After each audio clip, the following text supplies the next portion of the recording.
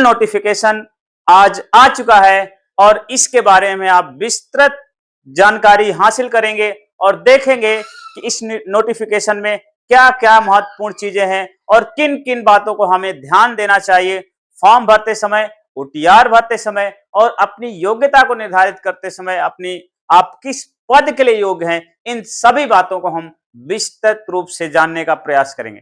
दोस्तों, ये LT grade की जो परीक्षा आयोजित होनी है उसके लिए फॉर्म जो आए हैं, फॉर्म में एक बात ध्यान रखना है कि ये आज से ही इसका स्टार्ट हो गया है।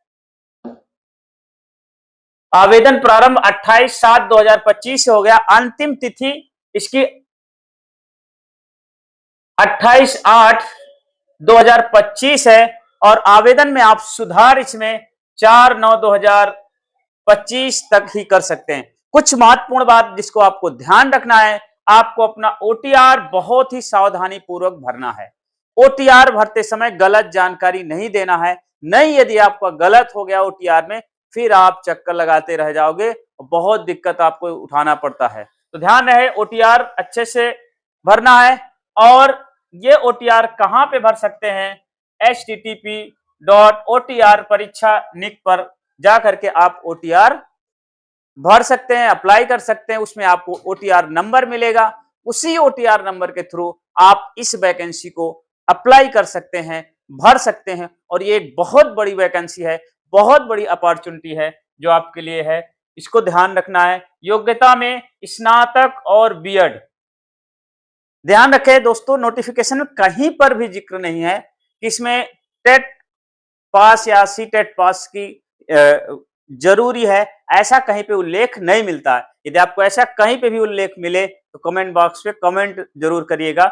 मुझे तो इसमें केवल स्नातक संबंधित विषय में आप स्नातक हो, वो आप जिस विषय से आप स्नातक हैं वो विश्वविद्यालय विधि द्वारा स्थापित हो, मान्यता प्राप्त हो, उनसे आपने स्नातक किया है, इसके बाद बीएड प्राप्त कर लिया है, तो आप इस फॉर्म को भर सकते हैं। दोस्तों, इस फॉर्म को जब भरेंगे, भरने के बाद आपको ये पता होना चाहिए कि इस पूरे परीक्षा का एग्जाम पैटर्न क्या है और इसमें क्या निगेटिव मार्किंग है कि नहीं है। दोस्तों, इसमें साफ उल्लेख किया गया है कि 1/3 की निगेटिव मार्किंग है। इसका मतलब निगेटिव मार्किंग रहेगी और उस फर्स्ट निगेटिव मार्किंग को भी आपको ध्यान में रख के तैयारी करना है। पैटर्न क्या है दोस्तों, ये परीक्षा पैटर्न इस नोटिफिकेशन में बिल्कुल साफ दिया गया है कि परीक्षा पैटर्न 2 चरणों में होगी, प्रारंभिक और मुख्य। क्योंकि आयोग ले रहा है तो आयोग इसका 2 चरण में इसका परीक्षा होगी, एक प्रारंभिक है और दूसरा मुख्य है। जो आपका सब प्रारंभिक परीक्षा हो, 150 प्रश्न आएंगे और उनमें आपका निगेटिव मार्किंग रहेगी। 150 में 120 आपके सब्जेक्ट के रहेंगे और 30 क्वेश्चन आपके जीएस के रहेंगे। तो ध्यान रखना, जीएस भी तैयार करना है और अपना सब्जेक्ट भी तैयार करना। सबसे महत्वपूर्ण यहाँ खेल जो होने वाला है वो है मेंस का। मेंस पीटी में आए हुए नंबर कैलकुलेट नहीं होंगे। मेंस में जो महत्वपूर्ण बात है वो क्या होगा, ये लिखित एग्जाम होगा, जिसमें 2 तरीके के प्रश्न रहेंगे। 125 शब्दों में आपको देना है, 8 अंक का एक प्रश्न रहेगा और दूसरा है 200 शब्दों में आपको एक प्रश्न का उत्तर देना है। जो 200 शब्दों में है वो 12 अंक का रहेगा। इस प्रकार 10-10 क्वेश्चन रहेंगे दोनों में, 8 अंक वाले भी 10 क्वेश्चन और 10 क्वेश्चन 12 अंक वाले रहेंगे। तो दोस्तों, ध्यान रहे, इस पूरी तैयारी में एक बात बिल्कुल गांठ बांध के रख लें कि पीटी की तैयारी के साथ साथ मेंस की भी तैयारी आपको शुरू कर देना है। और 125 शब्दों में लिखने की कला और 200 शब्दों में लिखने की कला कैसे हम विकसित करें, इस पर हम लोग एक विस्तृत वीडियो लेके आएंगे जिसमें हम बताएंगे कि कैसे पूरे प्रश्न के सार को कम शब्दों में 125 शब्दों में एग्जैक्ट आप एक्सप्लेन कर सकते हैं।